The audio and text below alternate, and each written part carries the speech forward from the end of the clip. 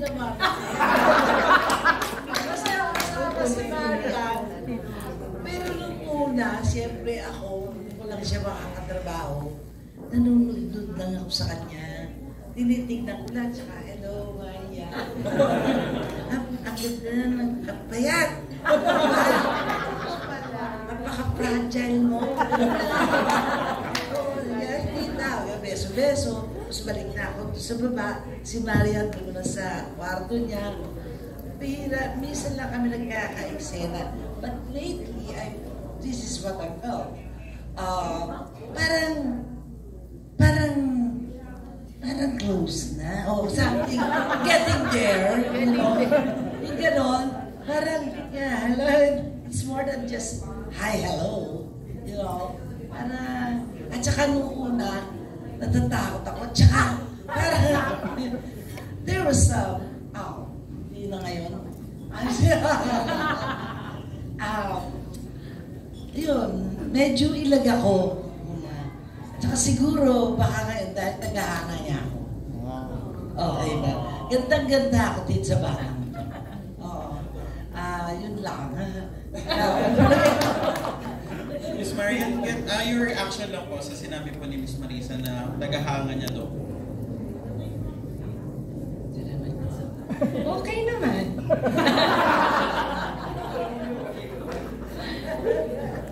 Alam mo, sa bawat tao na humahanga sa'yo o ginugusto ka, malaking factor yun sa pagkatao ko. Kasi ibig sabihin nakaka-influence ako sa kanila. Ano man yan, sa pag-arte man yan, sa itsura man yan, sa pananaw mo man sa buhay. So ang maganda niyan is nagiging good influence ka o magandang bahagi ka ng buhay nila.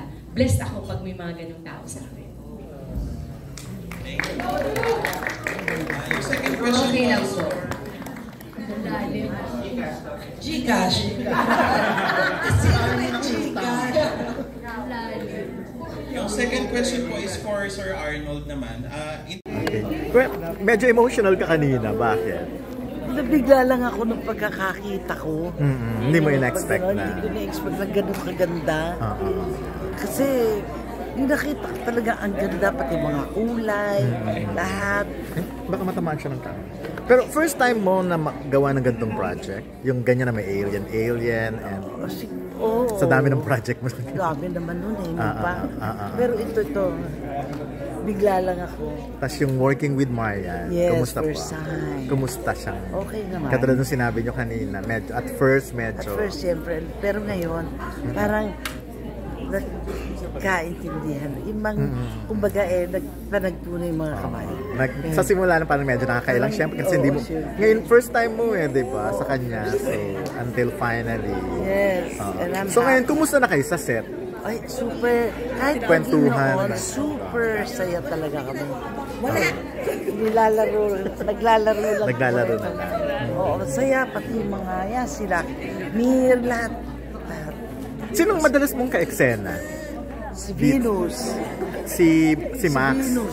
Si Max, okay. Oo. And si Marian, na ano din? Minsan. Kasi ibang ano sila. Pero minsan, hindi ko lang naka-eksena.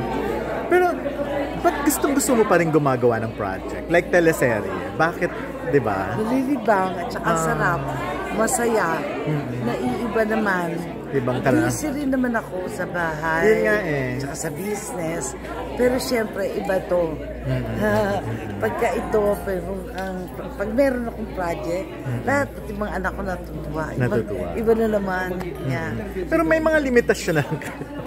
Wala pa rin naman. I mean, hindi na kayo pwedeng katulad ng dati, masyadong ratsyada sa trabaho, maraming lagare. Hindi na. Ngayon, ano na lang pwede nyong gawin? Like, once a teleserye lang.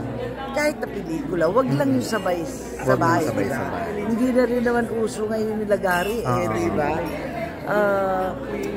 Siguro yung wag na lang masyado magpuyat. Ngayon na-realize ko hindi na dapat. But laban pa rin ako. Alas stress. Talaga. Pero meron pa ba kayong gustong gawin? Wala na role. Parang lahat na ano niya na. Oo, tsaka kung ano nandyan. Kung ano na. Oo, at tsaka gusto ko lang alagaan yung desire ko na Pagiging artista talaga. Last na lang, anong pwede nyong i-advise sa mga bagong artista para maging katulad nyo, magtagal sa showbiz? Siyempre, una, mahalin talaga ang trabaho. Diba? At saka sarap maging artista. At saka ingatan yung kumikita.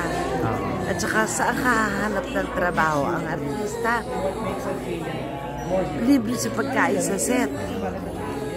Almusal, tanghalian, hapunan, may stock pa. Sila mga nag-opisina, sila namamasahe, sila bumibili ng pagkain nila.